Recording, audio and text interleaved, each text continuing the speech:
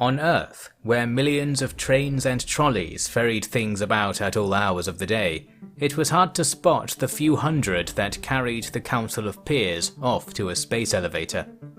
Their institution might have originated on the planet, but Earth was unrecognizable to those founders, as were most of the current peers.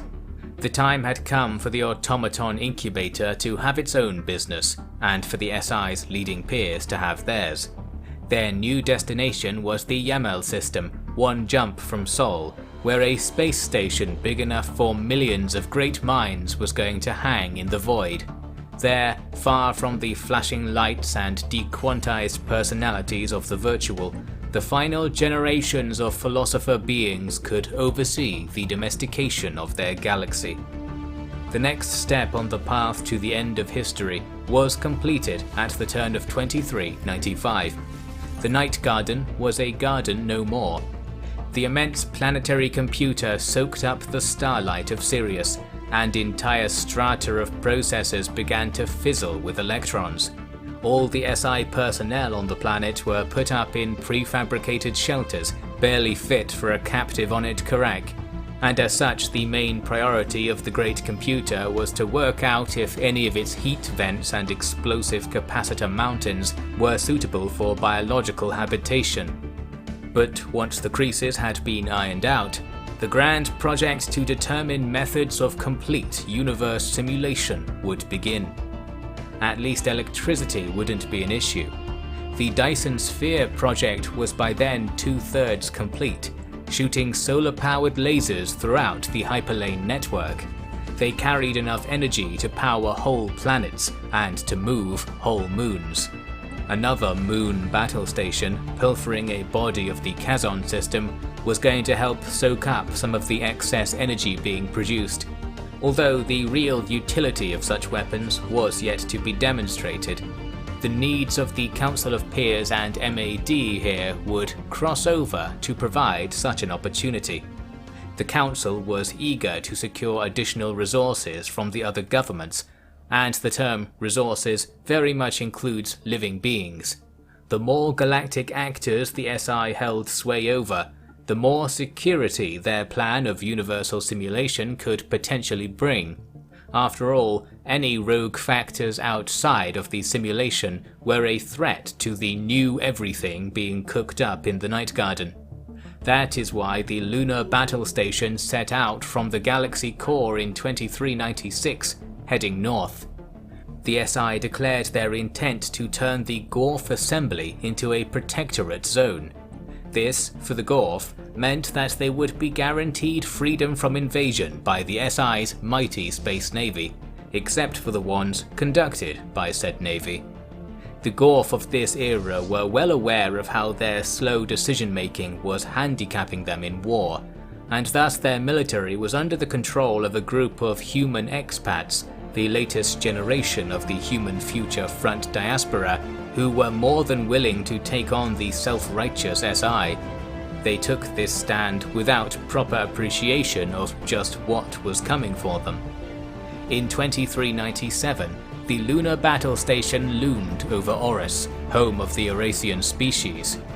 The harmonious administration stood allied to the Gorf assembly, but indeed they stood in the shadow of a power that literally blocked out the light of their sun.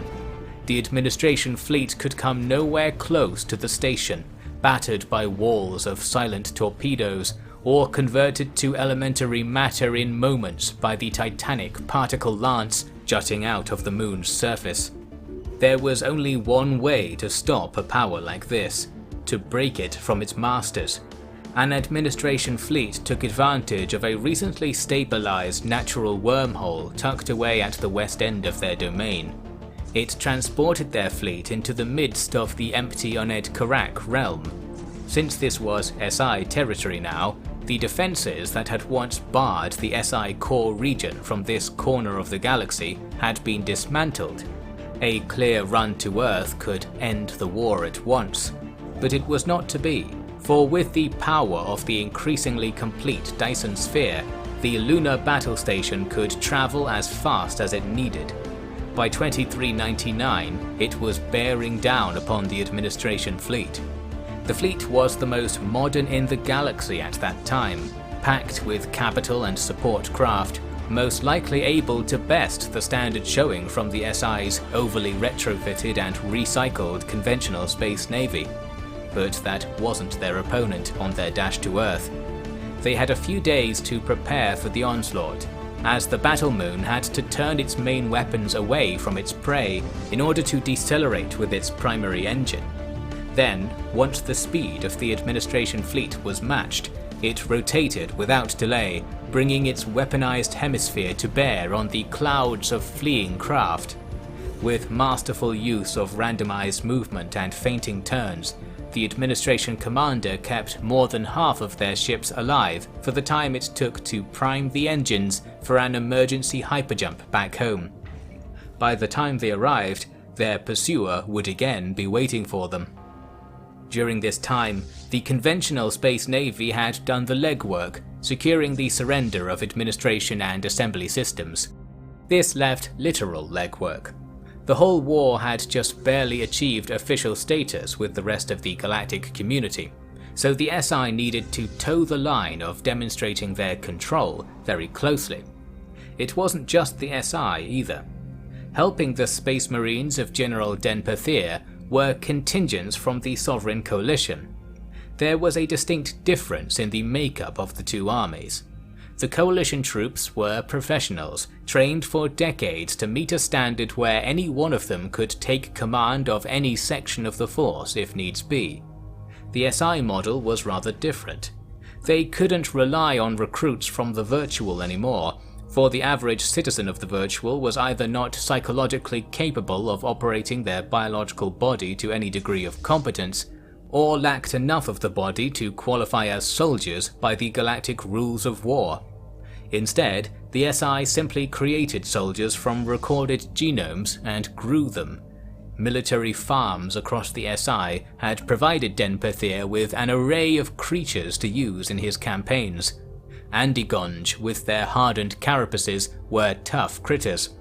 The Fajassaflin could operate machines with huge numbers of limbs and independent subsections. And when teamwork was called for, well-drilled humans functioned almost as well as the long-outlawed robot warriors of the galaxy's distant past. All these fine pieces were provided on a disposable basis, cloned and cultivated for war, brought up with the simple knowledge that victory guarantees virtual. Mass cloning your population to play the stake algorithm was another outlawed practice, but this service for citizenship cloning scheme managed to pass through all the right loopholes and allow the SI to launder a large population and win some wars while they were at it. One by one, the planets of the Gorf Assembly were occupied, and in 2403, the whole state became recognized as an SI vassal. With the previous vassal, the Honored Karek, having shriveled up to a few caged remnants, the Gorf were not especially happy with the arrangement. But it wasn't an arrangement for their happiness. If they wanted that, they could emigrate into the SI. On the outside, all they needed to do was not interfere. As for the harmonious administration, it had now been leveled by the terrestrial engines several times. They were sure to be a hotbed of resistance to the engine's activities, and the Council of Peers knew it. Here, a softer touch was required. Specifically, they offered the metaphorical keys to one of the SI's famous depots, in which all manner of lucrative industrial treasures had been hoarded in recent decades. In return for this bribe, the administration was to sign up to the terrestrial engine and commit their efforts to the SI-dominated Federation government. The payment, framed as a privately arranged indemnity, was made. But the harmonious administrators themselves could not bear to capitulate, for what example did that set? Their interest in peaceful coexistence was real, but to achieve it beneath the terror of the lunar battle station was to bring a malicious precedent to galactic politics. There could be no secret that the SI had amassed military strength enough to rule the galaxy. To allow them to use it was not just politically weak, but was the end of politics altogether. The formal reply was refusal, but the result went the SI's way still. The Sovereign Coalition treated with the administration and invited them into the fold on precisely the same terms as the SI, but because it wasn't the SI, this time they could be accepted. It could have been mercy on the part of the coalition, for to allow the administration to stand on principle would have likely pulled yet more threads from the tapestry of ethics the SI had once woven. While a century back the coalition had enjoyed a great deal of control over the newcomers, the SI's power had shot past anything any models had foreseen. Now the coalition's best and brightest had been subsumed into the richness of SI academia, and what remained of their polity clung to their eponymous sovereignty, dangling over the vassaldom of their historic allies. Whatever the cause, what remained of the harmonious administration was joined to the Federation that already owned half of their territory, and thus peace for the northern reaches of the galaxy was secured. The lunar battle station returned to the fleet anchorage in the galaxy core, a constant warning against awakening the ire of the Council of Peers. By then, the Council was done shifting their operations into the SI Nexus at Yamal, which had an irregular orbit to maximize safety against interstellar attack, as well as plenty of protective measures against closer assaults. Rumors were even circulated that the Nexus wasn't in Yamal at all, with similar structures starting to be sighted in various systems. A network of decoys, while simple, could confound any attacker who didn't have access to hyperlink surveillance. That the SI did was still a secret, so long as they kept producing fake astronomic research from their supposed cosmic observatory in Murfid. So then, things returned to normal, with space navies tucked away in storage, and all surplus metallic ores and alloys being shipped to megastructure build sites. In 2407, the Dyson Sphere at Cherisix was completed. The final sliver of light from the star was blocked out as the last jigsaw face was slid into place. The heat and radiation of the star was entirely contained, lashing against the inside of its enclosure with no hope of escape. In fact, the harder it pushed, the more energy the sphere could generate. Most stars in the hyperlane network had no better prospect than to be captured in the same way, and now that the engineering hurdles had been cleared, a few billion years of nearly unlimited energy was up for grabs. No more were planned, though, as the SI were now turning to their next proof of concept, the Ring World. In the Kaihani system, remote home of another SI secret, the Tree of Life, armadas of engineers and haulers staked out the great project. All the asteroids in the system, and 10 times as many from other systems, needed to be repurposed into a continuous circumvallation of Kaihanis. It was a mammoth task, but moving mass to achieve it was getting easier and easier with advances in the understanding of higher dimensions. The research stemming from the discoveries of the Hyperlane Sentry Station had gradually led to another mathematical conception of so-called hyperspace, such that devices could be made that freely passed out of perceivable space-time. There was a lot of space out there in that unknown direction, and the fact it didn't interact with conventional space brought about a logistical revolution. In simple terms, cargo of any size could be lowered into hyperspace, at which point it ceased to contribute to the mass of its hauler. But as long as the hauler maintained a connection to the cargo, it could be recovered later by reversing the process. No limit to this process had been found, and so it was now the case that the average mass-driven drone could string along entire planets of mass in the invisible pocket dimension, traveling for virtually no cost and at great speed, then spit the hidden cargo out at its destination. Using this, the many planets worth of mass that would be molded into the Ring World were easy to transit. The only work remaining was assigning which mass should be harvested, but such things were the specialty of the SI. A sufficiently interested observer would likely note that a great deal more stuff was being towed out to that hyperlane terminus than was budgeted for, and that was because the whole project served as a convenient front for the SI's real objective. 2 jumps short of Kahinis was Pildram, the area also known as the Forbidden Nebula.